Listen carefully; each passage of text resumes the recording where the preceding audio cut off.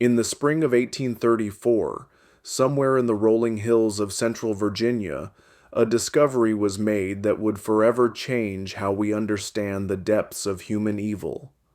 47 children, ages ranging from 6 to 16, were found chained in a basement beneath what appeared to be an ordinary farmhouse. The children bore no resemblance to each other, spoke different languages, and when questioned, could only whisper one name through their tears: Mother Sullivan. The local sheriff's report, buried for over a century in the Henrico County archives, described scenes so disturbing that 3 of the investigating officers resigned from duty within a week.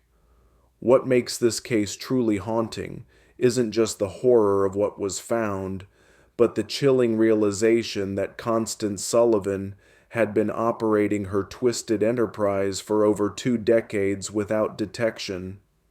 The children called her mother, but the truth behind that title would prove far more sinister than anyone could have imagined. Before we continue with the story of the Sullivan family and their unspeakable secrets, I want to ask you something important. This channel isn't for everyone, only for the bravest souls who dare to confront the darkest chapters of American history. If you've made it this far, you're not like most people. You understand that some truths are too horrifying to ignore, no matter how much they disturb us. So hit that subscribe button and join our community of true mystery seekers. And tell me in the comments, what state are you listening from? Are you brave enough to hear stories like this from your own backyard? The question that haunted investigators then, and continues to perplex historians today, is how such a massive operation could have gone undetected for so long in a close-knit rural community.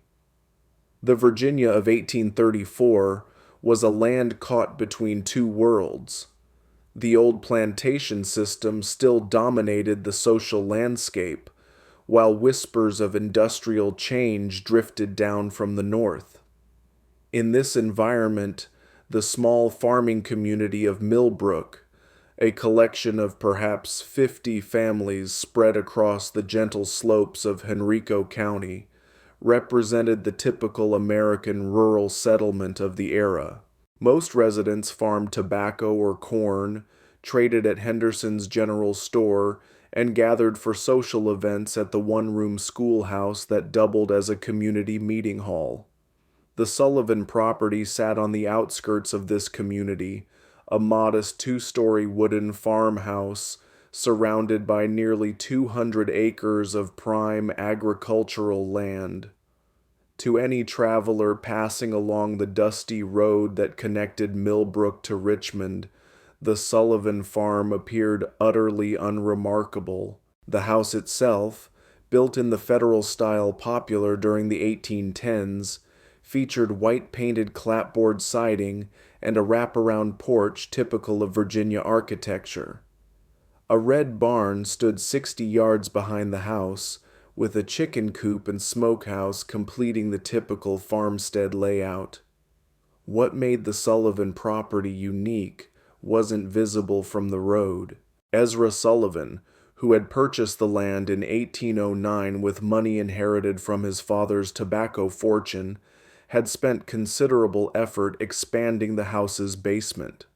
While most Virginia homes of the period featured simple root cellars, the Sullivan basement extended far beyond the footprint of the house above. Local craftsmen remembered being hired for various excavation projects throughout the 1810s and 1820s, though none had seen the completed work. Ezra paid well and in cash, asking only that the workers focus on their assigned sections rather than the overall project. Constance Sullivan, Ezra's wife, had arrived in Millbrook in 1811 as a bride of 22. Neighbors remembered her as a handsome woman with dark hair and an unusually soft voice. She dressed simply but neatly, attended the Methodist church services when health permitted, and maintained a reputation for charitable works. When approached about contributing to community causes, Constance would inevitably explain that she and Ezra were already caring for several orphaned children from her family back in Pennsylvania. The arrangement, she explained, was temporary, just until suitable permanent homes could be found. This explanation satisfied the community's curiosity about the occasional glimpses of children around the Sullivan property. Mrs. Henderson at the general store would sometimes see a young face peering from the Sullivan wagon when Constance came to town for supplies. The children never spoke, but Constance would explain that they were shy, traumatized by the loss of their parents, and needed time to adjust to their new circumstances. The community, familiar with the tragedy of orphaned children in an era of high mortality rates, accepted these explanations, without question. Thomas Henderson, who ran the general store, later recalled that Constance Sullivan was one of his most reliable customers. Every 2 weeks, she would arrive with a detailed list and enough cash to purchase substantial quantities of basic foodstuffs: flour, cornmeal, salt pork, molasses, other staples. The quantities seemed large for a childless couple, but when Thomas mentioned this, Constance would remind him about the orphaned children. She also purchased unusual amounts of basic medicines, explaining that children from poor circumstances often arrived with various ailments that required treatment. The Sullivan farm operated on a schedule that puzzled some neighbors. While most farming families rose with the sun and worked until dusk, activity at the Sullivan property often continued well into the evening. Lights could be seen in the farmhouse windows at unusual hours, and the sound of hammering or construction work sometimes echoed across the fields during the night. When asked about these activities, Ezra would explain that he was making improvements to accommodate the growing number of children in their care. Dr. Marcus Whitfield, the traveling physician who served the Millbrook area, remembered being called to the Sullivan farm on several occasions during the 1820s and early 1830s. Each time he was told that one of the orphaned children had fallen ill and needed medical attention. However, Dr. Whitfield was never permitted to examine the children directly. Instead, Constance would describe the symptoms and request specific medications. When the doctor insisted on seeing his patients, Constance would explain that the children were too frightened of strangers, too traumatized by their experiences to allow examination by unfamiliar men. The deception was so complete that even the local pastor, Reverend Samuel Matthews, believed in the Sullivan family's charitable work. During his occasional visits to the farm, Reverend Matthews would praise Constance and Ezra for their Christian compassion in caring for so many unfortunate children. He offered to help find permanent homes for the orphans, but Constance would always explain that she was already in correspondence with relatives in Pennsylvania who would eventually take the children. The process, she assured him, simply required patience and careful arrangement. What none of the community members realized was that Constance Sullivan had been perfecting her deception for over 2 decades. The orphan children were not temporary residents awaiting placement with loving families. They were prisoners, purchased, kidnapped, or lured from their families across multiple states, held in conditions that would make hardened criminals weep with horror. The discovery that would expose the Sullivan family's horrific secrets began with a series of seemingly unrelated incidents in the early months of 1834. February had been unusually harsh, with temperatures dropping well below freezing for weeks at a time. The bitter cold that gripped Virginia that winter would prove to be both a blessing and a curse for the 47 children trapped beneath the Sullivan farmhouse. On February 23, 1834, a traveling merchant named Jacob Stern was making his way from Richmond to Charlottesville when a violent snowstorm forced him to seek shelter. The Sullivan farm, being the closest building visible from the road, seemed like a natural choice for emergency accommodation. Ezra Sullivan, despite his obvious reluctance, could hardly refuse hospitality to a stranded traveler during such dangerous weather. Stern later described the evening as uncomfortably tense. Constance Sullivan served a simple meal of cornbread and salt pork, but conversation was stilted and awkward. The Sullivans seemed nervous, constantly exchanging glances and starting at every sound. When Stern asked about the children he had been told lived on the farm, Constance explained that they were all sleeping and mustn't be disturbed. The children, she said, had been ill with fever and needed their rest. What disturbed Stern most was the sound. Throughout the night, as he lay on a makeshift bed in the Sullivan parlor, he could hear what sounded like muffled crying coming from beneath the floor. When he mentioned this to Ezra the next morning, Sullivan claimed it was probably just wind whistling through gaps in the foundation. The sound was common in old houses, especially during cold weather. Stern accepted this explanation, but something about the Sullivans' manner continued to trouble him. The second incident occurred 3 weeks later on March 15th. Mary Catherine Flynn, a young Irish immigrant traveling with her family to seek work in the tobacco fields around Richmond, became separated from their group during a river crossing. Exhausted and frightened, she made her way to the Sullivan farm as darkness fell.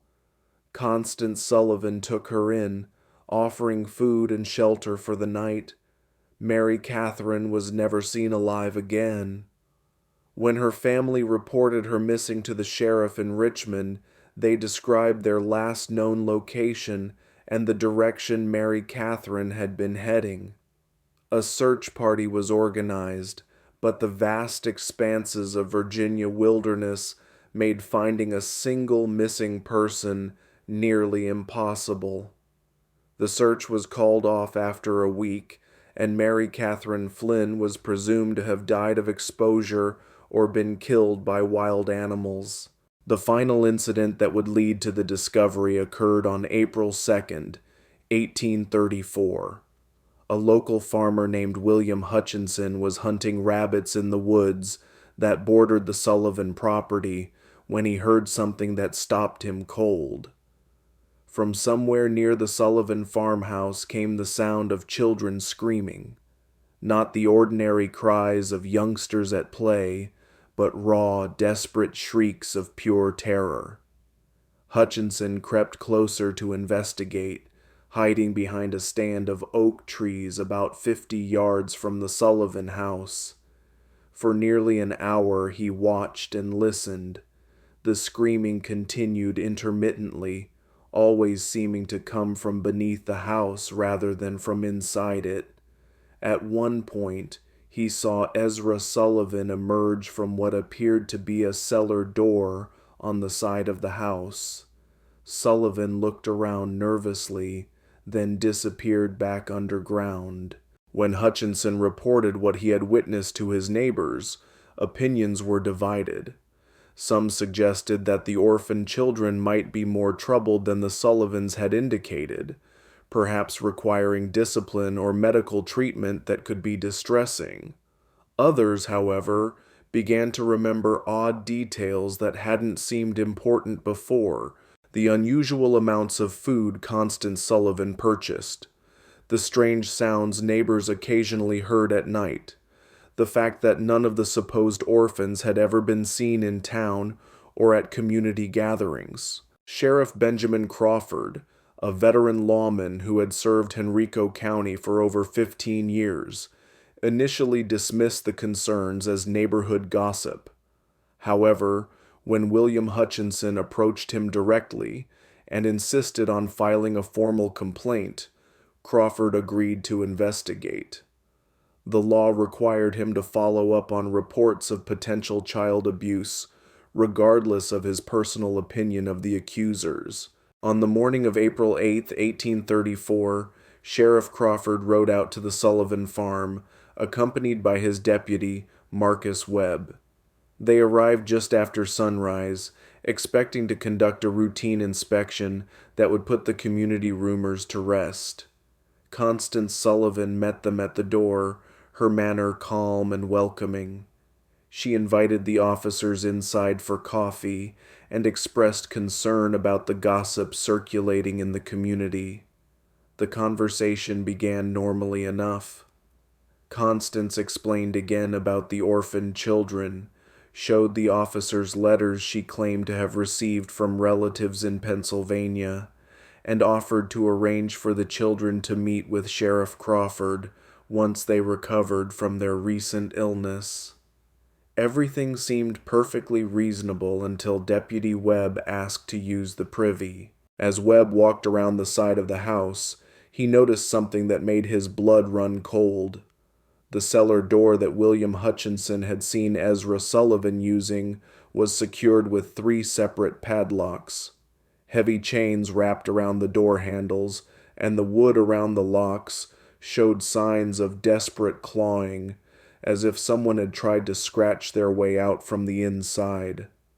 When Webb returned to the house and quietly informed Sheriff Crawford about what he had observed, both men knew they were dealing with something far more serious than community gossip. Crawford politely asked Constance to show them the cellar, explaining that a thorough inspection would help put the rumors to rest. The change in Constance Sullivan's demeanor was immediate and chilling. Her face went pale, her hands began to tremble, and she began stammering about how the cellar was dangerous, how the children weren't allowed down there, how there was nothing to see but old farm equipment and storage. That was when they heard it. From somewhere beneath their feet came the sound of children crying, followed by a weak voice calling for help. The sound was muffled but unmistakable, and it was coming from directly below the kitchen where they stood. The immediate aftermath of that first discovery would haunt Sheriff Crawford for the rest of his life. When he and Deputy Webb forced open the cellar door, the stench that rose from the darkness below was overwhelming. A mixture of human waste, unwashed bodies, and something else that Crawford later described as the smell of despair itself. The basement that Ezra Sullivan had spent over 2 decades constructing was a masterpiece of calculated cruelty. The main chamber stretched far beyond the footprint of the house above, extending into the earth like an underground warren. Stone walls, carefully mortared and designed to muffle sound, created a series of interconnected rooms. The largest chamber, directly beneath the kitchen, housed most of the children. They were chained to iron rings embedded in the stone walls, each child secured by shackles around their ankles. The chains were long enough to allow movement within a small area, but prevented any possibility of escape. The children ranged in age from approximately 6 to 16 years old. They were emaciated, their clothes reduced to rags, their bodies bearing the marks of prolonged neglect and abuse. Many showed signs of illness, fever, respiratory problems, and skin conditions that came from living in the damp, unventilated underground space. What struck both officers most forcefully was the silence.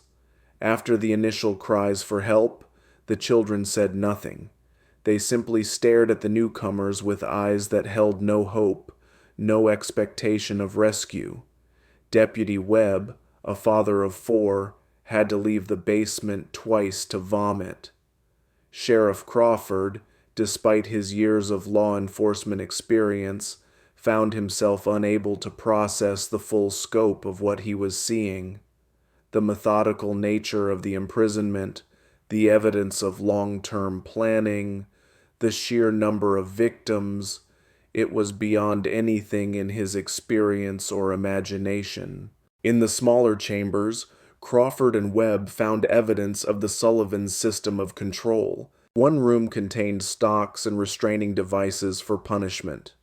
Another held what appeared to be a primitive medical area where the children were treated for injuries and illnesses, not out of compassion, but to keep them alive and functional. A third room contained detailed records that would prove crucial to the investigation: names, ages, dates of arrival, and notes about each child's condition and behavior. The records revealed the scope of the Sullivan operation. Children had been arriving at the farm regularly since 1812, shortly after Constance Sullivan came to Millbrook. The sources varied. Some were orphans purchased from overwhelmed poorhouses, others were runaways lured by promises of food and shelter, and still others appeared to have been simply kidnapped from their families. The records showed that over the years, more than 90 children had passed through the Sullivan basement. The obvious question, what had happened to the others, was answered in the most horrifying way possible. In a separate chamber, reached through a narrow passage that required crawling, Crawford and Webb found the remains of at least 36 children. Some appeared to have died from illness or malnutrition. Others showed signs of violence.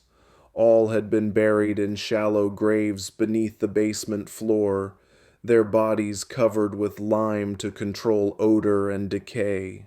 The investigation that followed the initial discovery would continue for months, as authorities struggled to understand how such a massive criminal enterprise had operated undetected for over 2 decades. The answer lay in Constance Sullivan's genius for deception and her understanding of human psychology. She had created a persona that was almost perfectly designed to avoid suspicion in a rural 1830s community. The character of the charitable woman caring for orphaned children appealed to the community's Christian values while explaining away any unusual aspects of the Sullivan household. The story of traumatized children who were too frightened to interact with strangers provided a ready excuse for why the supposed orphans were never seen in public. The claim that permanent homes were being arranged with distant relatives explained why the children never seemed to leave the farm. Even more cleverly, Constance had created multiple layers of protection for her operation. The children were taught to call her mother, ensuring that if anyone ever overheard them, it would seem like a natural family relationship. The few times children had been glimpsed by outsiders, they had been carefully coached to remain silent and appear shy rather than terrified. The substantial food purchases were explained by the presence of multiple children, while the medical supplies were justified by the supposed poor health of orphaned youngsters. The physical setup of the operation was equally well planned. The basement construction had been spread over many years, with different workers handling different aspects of the project. No single craftsman had seen the complete layout or understood the true purpose of the modifications. The soundproofing was effective enough that even close neighbors rarely heard anything suspicious, and when they did, the sounds could be explained as ordinary farm activities or the normal noise of children playing. Perhaps most disturbing was the psychological control system that Constance had developed. The children were told that they had been abandoned by their families, that no one was looking for them, and that the outside world was dangerous and hostile. Those who behaved properly were given slightly better food and living conditions.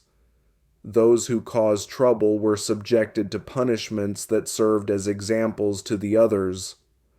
Over time, most of the children accepted their captivity as simply the way their lives were meant to be. The community's reaction to the discovery was one of complete shock and disbelief. Many residents initially refused to believe that Constance Sullivan, the quiet woman who had lived among them for over 20 years, could be capable of such monstrous acts.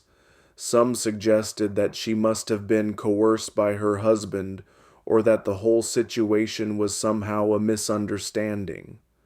These denials became impossible to maintain as more evidence emerged. The detailed records found in the basement included not just information about the children, but also correspondence with criminal contacts in other states. Constance Sullivan had been part of a network that trafficked in children, buying and selling young victims across state lines. The Sullivan farm was just one operation in a larger criminal enterprise that stretched from Pennsylvania to Georgia. As Sheriff Crawford delved deeper into the Sullivan case, disturbing patterns began to emerge that suggested the operation was far more sophisticated than initially believed. The correspondence found in the basement revealed that Constance Sullivan had been in regular contact with at least 12 other individuals across 5 states, all apparently involved in similar activities.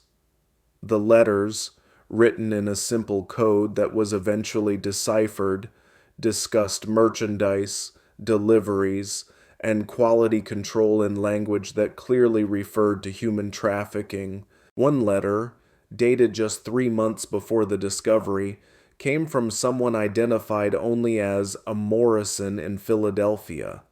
Morrison wrote that he had 6 new items of varying ages and conditions that would be suitable for your requirements. The letter included detailed descriptions of the children, their approximate ages, and their physical conditions.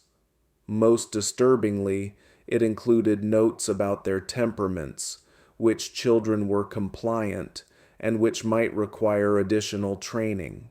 The financial records painted an even more horrifying picture. Constance Sullivan had been paying between $50 and $200 per child, depending on age and condition. She had also been receiving payments from other locations, suggesting that the Sullivan farm served as both a destination and a distribution point for trafficked children. The total amount of money involved was staggering for the time period.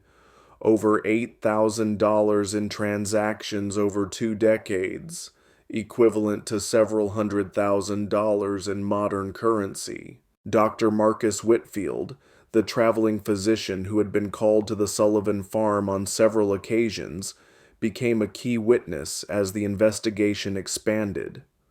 Under questioning, he revealed that Constance Sullivan had always been unusually specific about the medication she requested.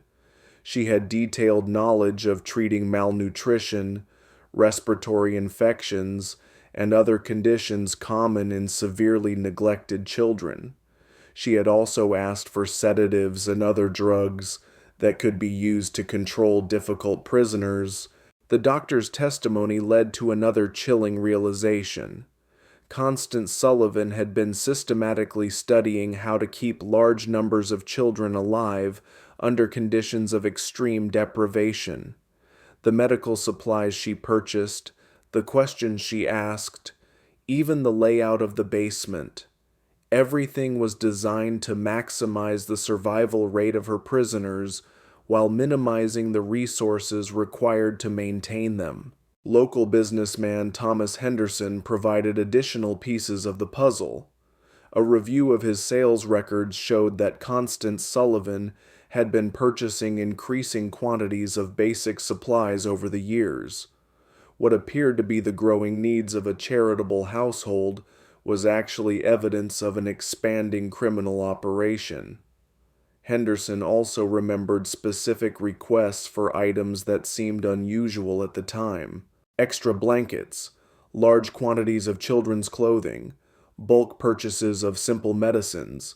The investigation also revealed the role of Ezra Sullivan in the operation. While Constance appeared to be the mastermind, Ezra was responsible for the physical maintenance of the prison and the handling of the children. Several of the surviving victims, when they were finally able to speak, described him as the enforcer who carried out punishments and maintained discipline. His construction work on the basement hadn't been just expansion.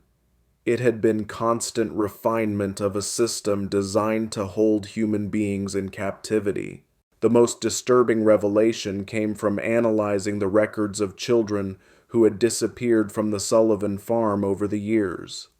The ledgers showed that some children had been transferred to other locations, suggesting a network of buyers and sellers across multiple states. Others had been marked as unsuitable or problematic, entries that corresponded with the remains found in the basement burial chamber. The scope of the investigation expanded as authorities in other states began examining their own unsolved disappearances. Missing children reports from Pennsylvania, Maryland, North Carolina, and South Carolina showed disturbing similarities. Many of the missing children fit the profile of those found at the Sullivan farm: poor, orphaned, or from families that were unlikely to have resources to search for them extensively.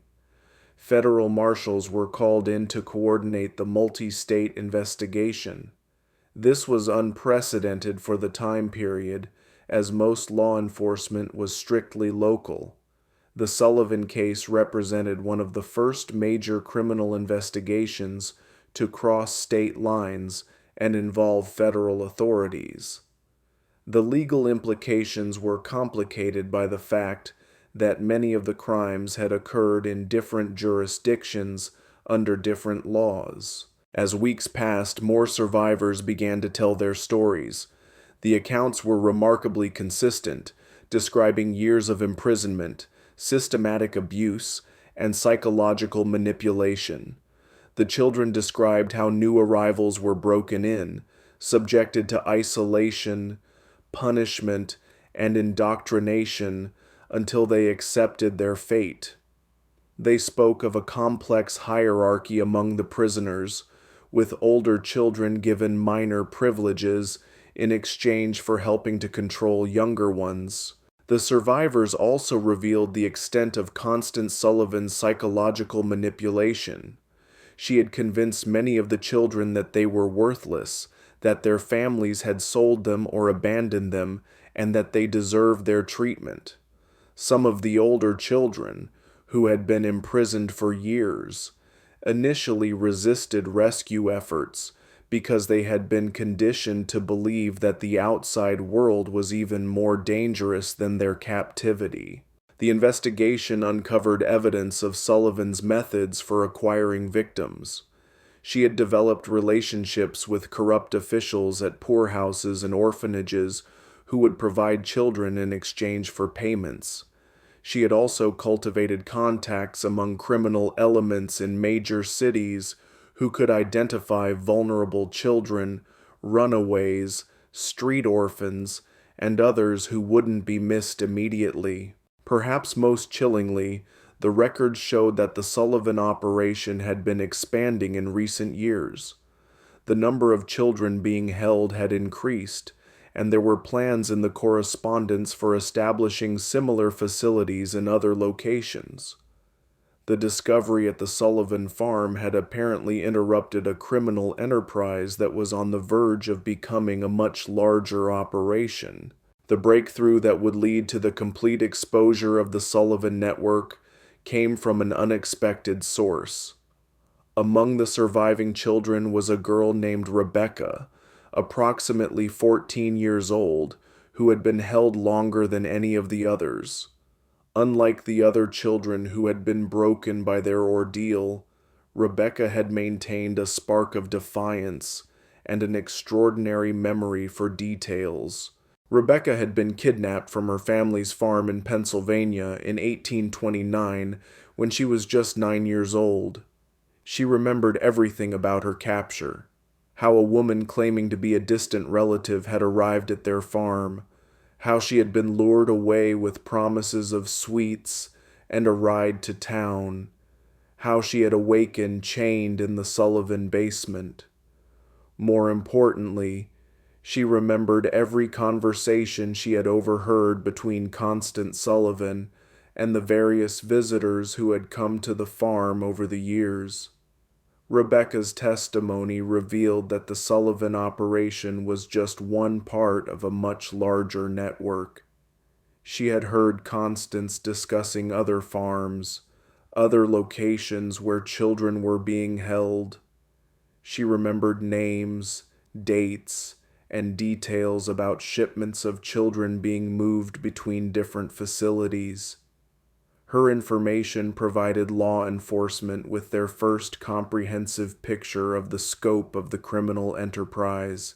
The most significant revelation came when Rebecca described a visit that had occurred just 2 weeks before the discovery. A well-dressed man had arrived at the farm in an expensive carriage, accompanied by 2 other men.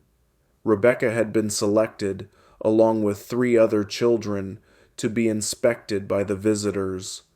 The man had examined them carefully, checking their teeth, their muscle tone, and their general health like a buyer evaluating livestock.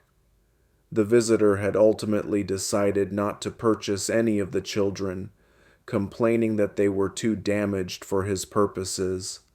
However, he had left behind a letter containing detailed specifications for the type of children he wanted to purchase. The letter, which was found among Constance Sullivan's papers, described requirements for children of specific ages, physical characteristics, and temperaments. The language was cold and businesslike, discussing human beings as commodities to be bought and sold. The letter was signed H. Blackwood and included a return address in Charleston, South Carolina. When authorities investigated, they discovered that Henry Blackwood was a wealthy plantation owner who had been purchasing children for years, ostensibly as household servants, but actually for purposes that the investigation would reveal to be even more sinister than the Sullivan operation. The Blackwood connection opened up an entirely new dimension of the case. Southern plantation owners, it appeared, had been using the child trafficking network to acquire workers who would be completely under their control.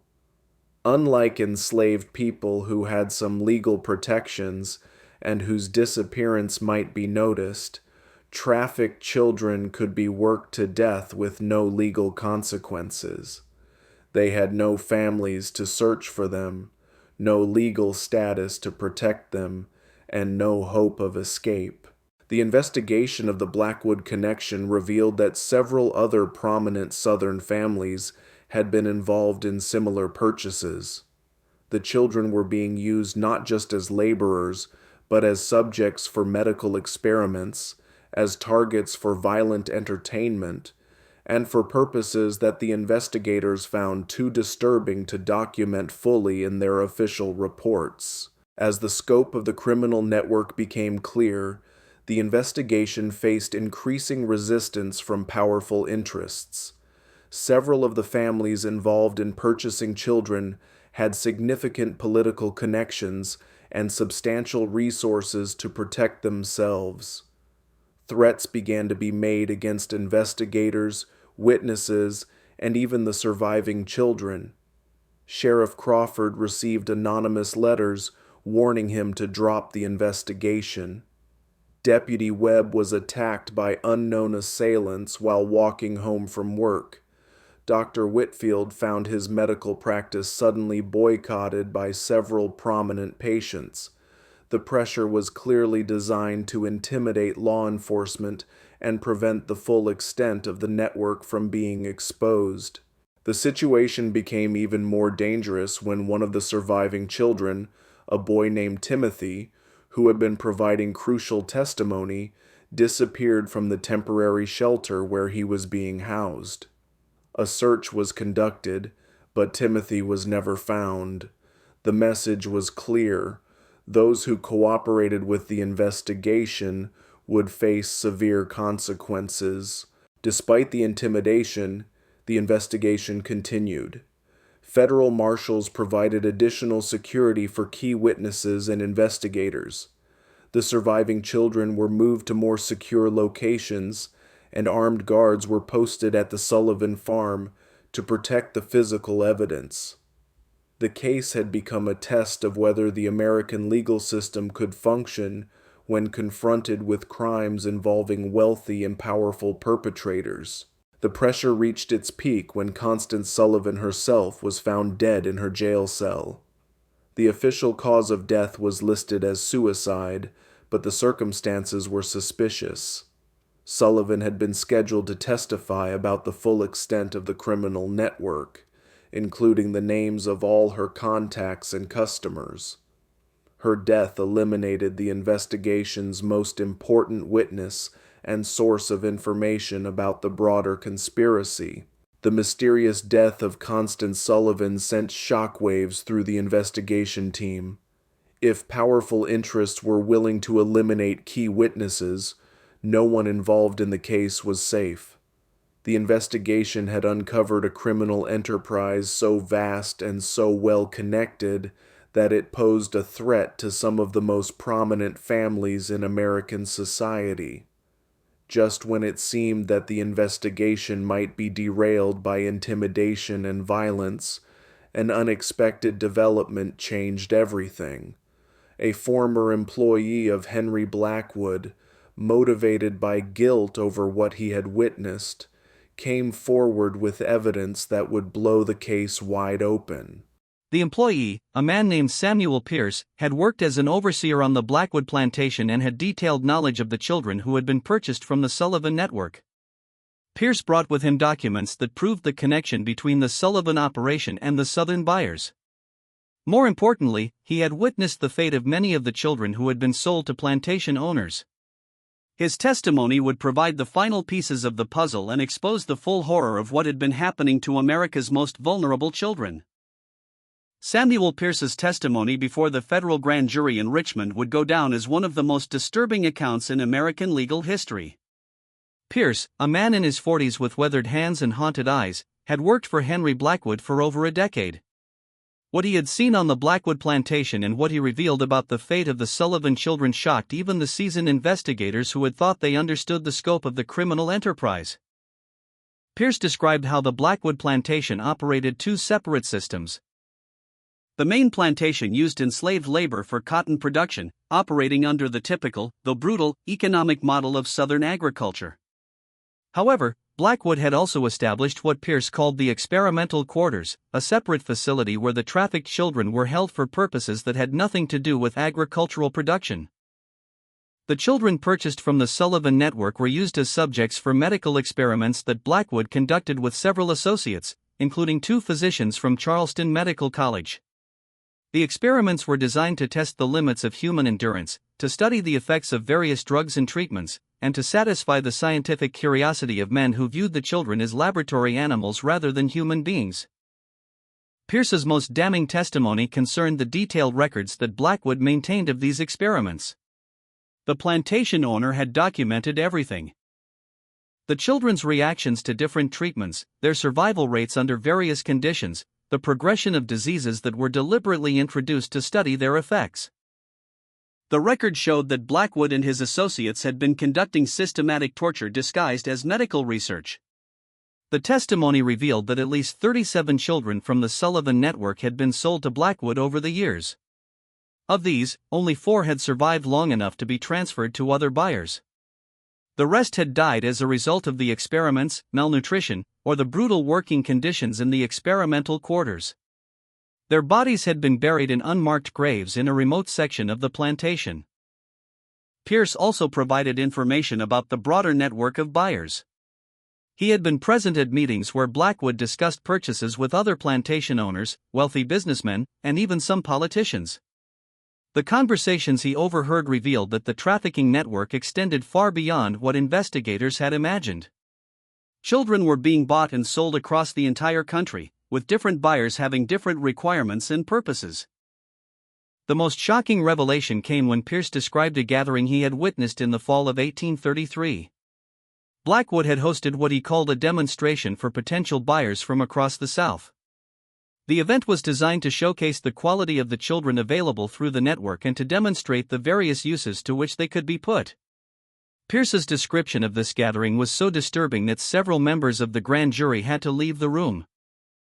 The demonstration had included displays of the children's ability to perform various types of work, their responses to different forms of punishment and control, and their suitability for different types of exploitation.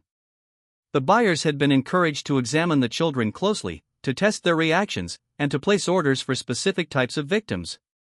The entire event had been conducted with the casual, business-like atmosphere of a livestock auction.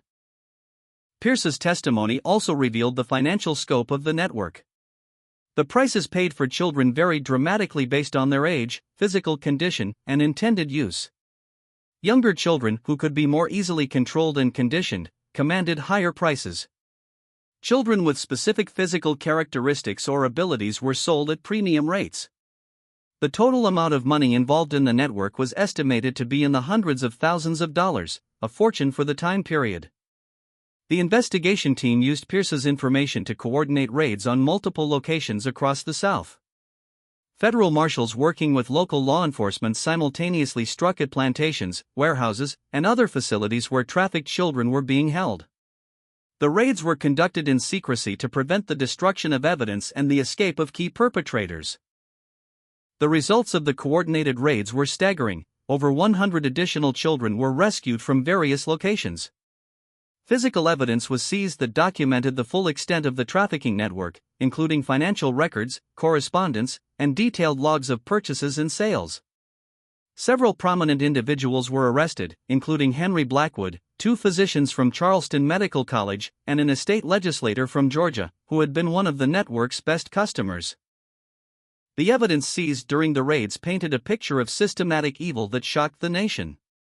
The trafficking network had been operating for over 30 years, had involved dozens of major buyers and sellers, and had victimized hundreds of children. The level of organization and sophistication was unprecedented for any criminal enterprise of the time period. The medical experiments conducted by Blackwood and his associates were documented in horrifying detail. The record showed that the experimenters had deliberately infected children with diseases to study their progression, had tested various poisons and toxins, and had conducted surgical procedures without anesthesia or proper medical training. The children had been treated as disposable research subjects, their lives valued only for the scientific knowledge that could be extracted from their suffering. The investigation also revealed the corruption that had made the network possible. Officials at orphanages, poorhouses, and local governments had been bribed to provide children or to ignore their disappearances. Judges had been paid to declare children abandoned or to approve adoptions that were actually sales. Even some law enforcement officials had been involved in covering up evidence and intimidating witnesses. The legal proceedings that followed would drag on for years, as prosecutors struggled to bring justice to victims of crimes that had occurred across multiple states and jurisdictions. The complexity of the case, combined with the wealth and political connections of many of the defendants, made prosecution extremely difficult. Several key defendants escaped conviction on technical grounds or through the influence of powerful allies. However, the public exposure of the trafficking network had profound effects that extended far beyond the legal proceedings. The Sullivan case became a catalyst for the first federal legislation addressing child trafficking and abuse. It led to reforms in the oversight of orphanages and poorhouses and to the establishment of new legal protections for vulnerable children. The final resolution of the Sullivan case would take nearly 5 years to complete, but its impact on American society was immediate and profound. The public reaction to the revelations was one of horrified fascination, mixed with a determination to prevent such atrocities from happening again. Newspapers across the country covered the story in unprecedented detail, with many publications dedicating entire issues to the investigation's findings. the surviving children faced a long and difficult path to recovery. Most had been held for years and had no memory of life before their captivity. The 47 children rescued from the Sullivan basement required extensive medical treatment, psychological care, and patient work to help them readjust to normal human interaction. Many never fully recovered from their ordeal, carrying physical and emotional scars for the rest of their lives. Rebecca, the 14-year-old girl whose testimony had been crucial to exposing the broader network, became something of a celebrity as news of her courage spread. However, the attention proved overwhelming for someone who had endured such trauma.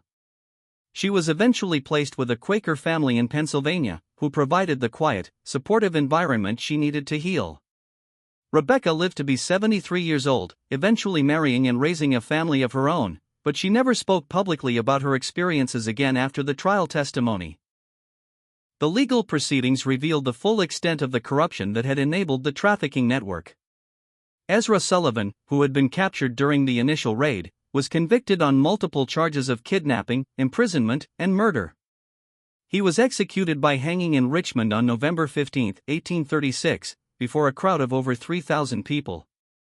His last words, according to witnesses, were a confession that he had followed the devil's path and a plea for forgiveness from the children he had helped to torture.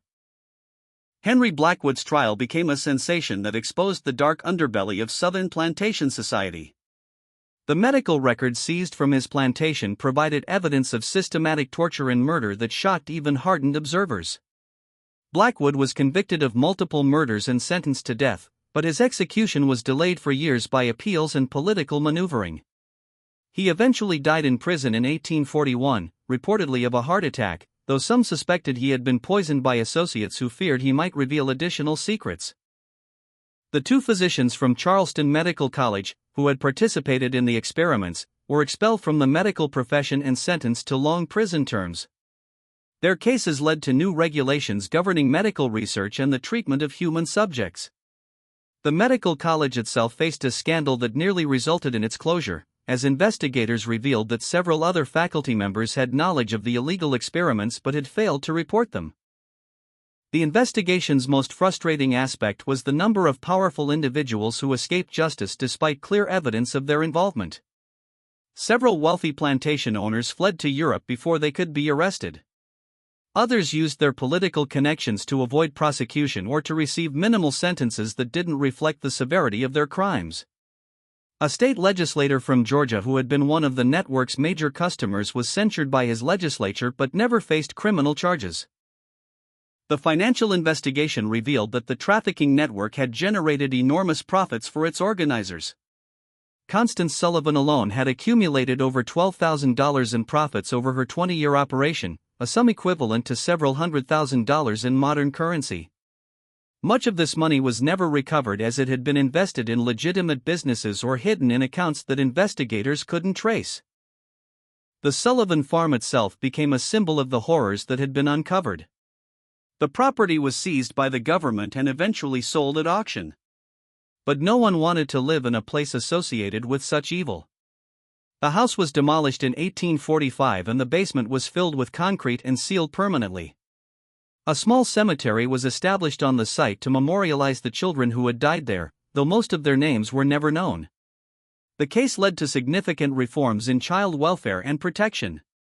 Virginia passed the first comprehensive child protection laws in American history, establishing government oversight of orphanages and requiring background checks for anyone seeking to adopt or care for large numbers of children. Other states quickly followed with similar legislation, creating the foundation for modern child welfare systems. The federal government also responded with new laws addressing interstate crimes and human trafficking. The Sullivan case had demonstrated the limitations of state-by-state law enforcement when dealing with crimes that crossed jurisdictional boundaries. New federal statutes gave marshals expanded authority to investigate and prosecute trafficking cases, establishing precedents that would prove crucial in later criminal justice developments. Perhaps most importantly, the case changed public awareness about the vulnerability of children and the need for systematic protection. The romantic notion of the charitable individual caring for orphan children was replaced by a more realistic understanding of the need for institutional oversight and legal safeguards.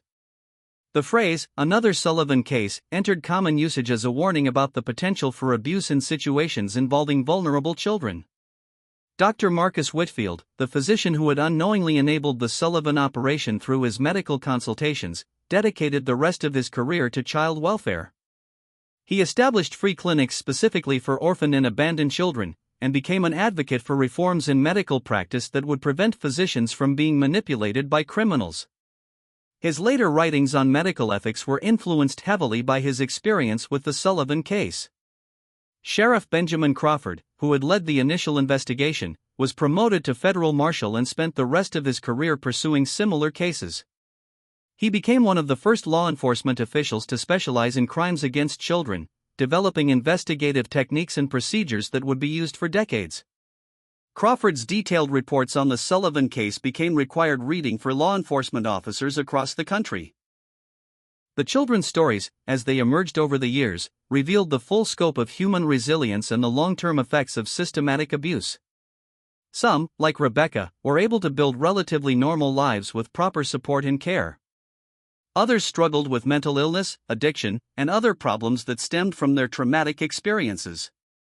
A few never recovered at all, dying young from complications related to their years of imprisonment and abuse.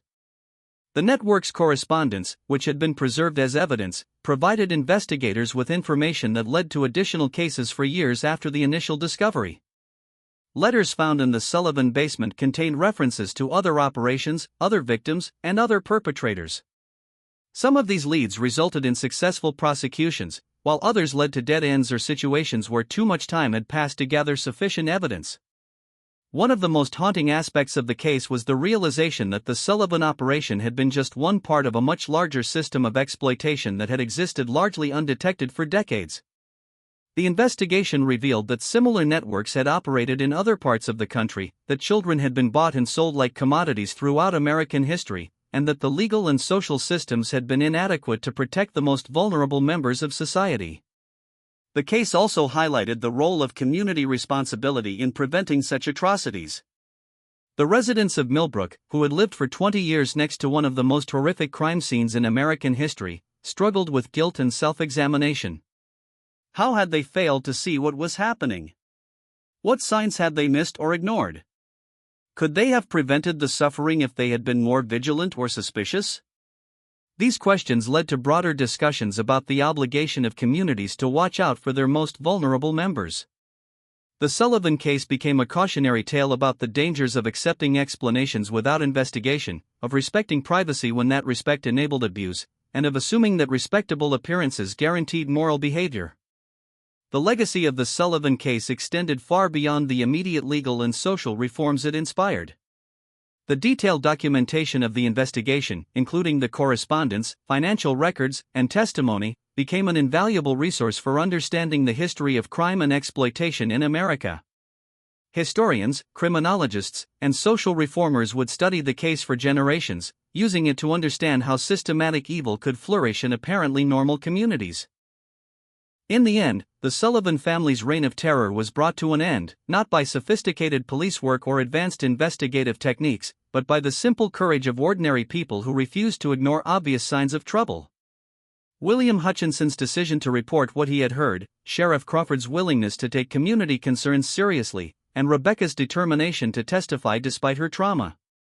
These individual acts of moral courage were what ultimately exposed one of the most horrific criminal enterprises in American history. The basement, where 47 children were found chained, has been sealed for over a century. But the echoes of their suffering continue to remind us of the importance of vigilance, courage, and compassion in protecting those who cannot protect themselves. The Sullivan case stands as both a testament to human evil and a reminder of the power of individual conscience to overcome even the most entrenched systems of exploitation and abuse. If this story has given you chills, you understand why these dark chapters of American history must never be forgotten. Just when we thought we'd seen it all, the horror in places like the Sullivan farm intensifies our understanding of how evil can hide behind respectable facades. If this story is giving you chills, share this video with a friend who loves dark mysteries.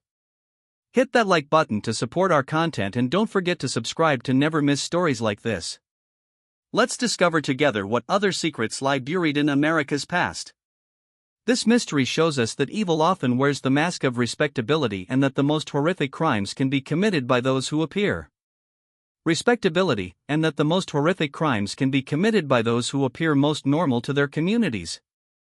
What do you think of this story? Do you believe everything was revealed, or are there still secrets buried in the Virginia hills? Leave your comment below. If you enjoyed this tale and want more horror stories like this, subscribe, hit the notification bell, and share with someone who loves mysteries. The darkness of American history has many more secrets to reveal, and we'll be here to uncover them all. See you in the next video.